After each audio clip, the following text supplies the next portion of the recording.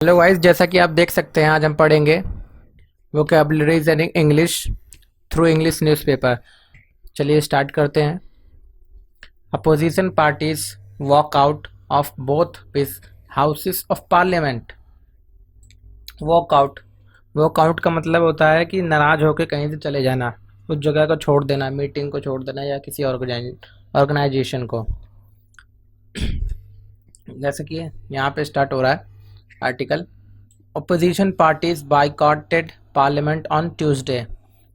Opposition जो parties हैं उन्होंने बाइकआउट किया पार्लियामेंट को। First walking out of Rajya Sabha in the morning and later from the Lok Sabha around 4 PM। पहले तो उन्होंने राज्यसभा से बाइकआउट किया सुबह और फिर उसके बाद लोकसभा में लगभग 4 बजे। Protesting against the flawed passage of the two farm bills in the upper house on Sunday को जो बिल पास हुआ था, फार्म बिल पास हुआ था, उसको उन्होंने ये बताते हुए प्रोटेस्ट किया उसका कि एक फ्लॉड पैसेज है ये। फ्लॉड मतलब क्या होता है कि फ्लॉड मतलब होता है कि जैसे कि कोई चीज़ इम्परफेक्ट हो, मतलब कि पूरी तरीके से ठीक ना हो, जिसमें डिफेक्ट हो, उसे हम फ्लॉड बोलते हैं। तो वो बता रहे हैं कि इस बिल में डिफेक्ट है, उनको सुधार करने की ज़रूरत है, उनकी ये मांग है। Meanwhile the 8 suspended Rajya Sabha members who had staged an all night sit in under the Mahatma Gandhi statue inside parliament. और इसी बीच वो 8 राज्यसभा मेंबर जो सस्पेंड हो चुके हैं वो बैठे हुए हैं, पूरी रात बैठे होते हैं गांधी जी की मूर्ति के नीचे इनसाइड पार्लियामेंट में। एंडेड देयर प्रोटेस्ट, और वहाँ पे उन्होंने ख़त्म किया अपना protest. Parliament is expected to adjourn sine die on Wednesday. अब इसमें देखिए, पार्लियामेंट, उम्मीद है कि पार्लियामेंट दोबारा से स्टार्ट होगी। अभी तो फ़िलहाल एडजर्न है अनिश्चित काल के लिए। यहाँ पे साइन, यहाँ पे 2 वर्ड्स हैं हमारे पास, 2 वर्ड।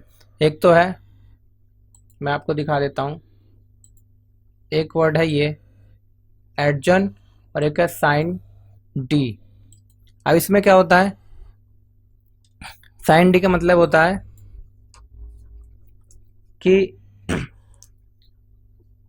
पहले तो मैं आपको एडजर्न का मतलब बता देता हूँ। एडजर्न किसी चीज को सस्पेंड कर देना किसी इनडेफिनिट टाइम के लिए। और साइन डी का मतलब यहाँ पे है,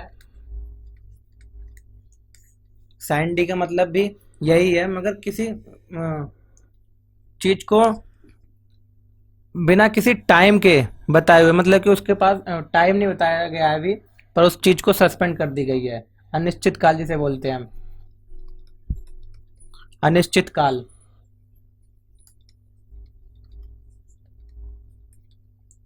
तो साइन डी का मतलब होता है अनिश्चित काल। और इसके आगे चलते हैं। MPs from Congress, the Trinamool Congress, the DMK, the TRS, the AAP and RJD, the NCP, the CPIM, the CPI and other smaller parties boycotted the proceeding in both houses. इन सभी पार्टियों ने, TRS, Aam Aadmi party, DMK और आरजेडी, एनसीपी, सीपीआईएम और CPI ने boycott किया है, ठीक है। और however the Bahujan Samaj party, the Biju दल and the YSR Congress did not participate in the boycott. इसी बीच, जबकि इस बाइकॉट में वाईएसआर, बिजू दल जनता एंड बहुजन समाज पार्टी ने भाग नहीं लिया इस बाइकॉट में। दो BSP MPs did walk out of the Lok Sabha, they distanced themselves from the rest of the opposition।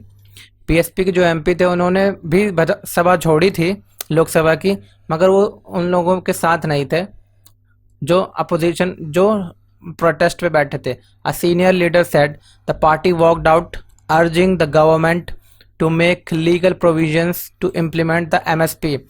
अब यहाँ पे देखिए, जो सीनियर लीडर्स हैं, बात हो रही है यहाँ पे, जो सीनियर लीडर्स थे पार्टी के, वो डिमांड करते हैं कि गवर्नमेंट को इस चीज, जो बिल पास हुआ है उसको लीगली तरीके से, मतलब आधिकारिक रूप से, कॉन्स्टिट्यूशनल तरीके से उसको पास किया जाए और इम्प्लीमेंट किया जाए एमएसपी में।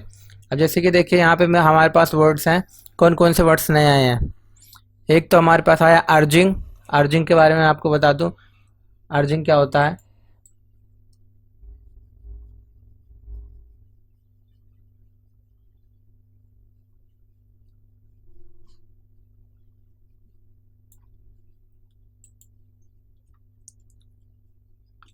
अर्ज का मतलब होता है किसी चीज के लिए डिमांड करना। अर्ज का मतलब होता है डिमांड करना, किसी चीज के लिए विनती करना। और दूसरा वर्ड था हमारे पास to make legal provisions. Legal मतलब आधिकारिक, जो मतलब कि गवर्नमेंट की पॉलिसीज के आधिकारिक हो, जो लीगल हो। प्रोविजंस वो होते हैं जैसे कि एक मतलब कि प्रोसेस होता है, एक किसी चीज को पास करने का, किसी बिल को पास करने का प्रोविजंस होता है, प्रोसेस ऑफ प्रोवाइडिंग समथिंग। इसको हम बोलते हैं प्रोविजन। एंड इम्प्लीमेंट का मतलब होता है किसी चीज को लागू करना, किसी चीज पे अमल करना। Implement means to give practical effect. To give practical effect, किसी चीज पे अमल करना लीगली तरीके से, उसे इम्प्लीमेंट बोलते हैं। अब आगे देखते हैं। In Rajya Sabha parliamentary affairs minister Prahlad Joshi said the suspension of MPs could be revoked if they expressed regret. अब यहाँ पे बोल रहे हैं राज्यसभा पार्लियामेंट के जो अफेयर मिनिस्टर हैं, जो कि प्रहलाद जोशी हैं, वो ये कह रहे हैं कि उन एमपीज को जो जिनको हमने सस्पेंड कर दिया है उनको दोबारा बुलाया जा सकता है। रिवोक मीन्स रिकॉल, वापस लाया जा सकता है अगर वे रिग्रेट फील करते हैं। रिग्रेट मीन्स अपोलोजाइज के लिए यूज़ किया जाता है, इसे हम यूज़ करते हैं। However this was not accepted by the opposition. जबकि अपोजिशन के लीडर, किसी भी लीडर ने रिग्रेट और सॉरी अपोलोजाइज नहीं किया। Leader of the opposition Ghulam Nabi Azad said no one was happy with that what transpired in the house over the past 2 days। Ghulam Nabi Azad जो है वो कहते हैं कि कोई भी इस चीज़ से खुश नहीं है जो बीते 2 दिनों में हुआ। अब यहाँ पे हमारे पास आया एक वर्ड ट्रांसपायर्ड और एक आया है,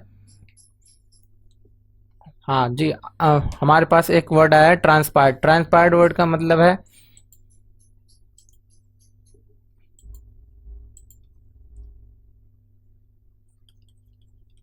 ट्रांसपायर्ड।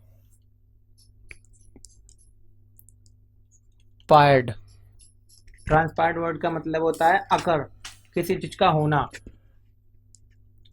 जैसे कि इसका दूसरा रूप दे सकते हैं टू टेक प्लेस, और अकर किसी चीज का होना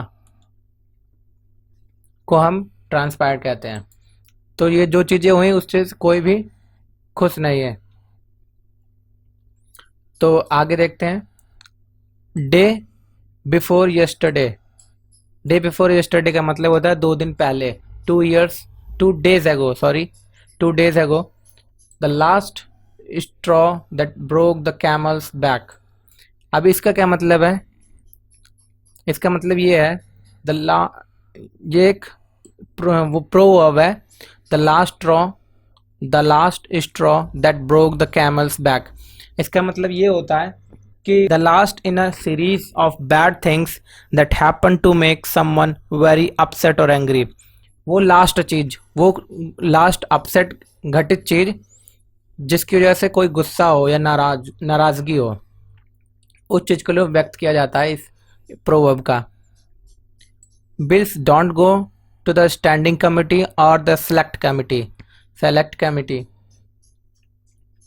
I don't approve of the breaking the microphones, standing on the tables, but it was the last straw he said. वो कहते हैं कि मैं इस चीज़ को तो अप्रूव नहीं करता कि माइक्रोफोन्स तोड़े जाएं पार्लियामेंट में या टेबल्स के ऊपर चढ़ के चिल्लाया जाए, पर ये आखिरी घटना थी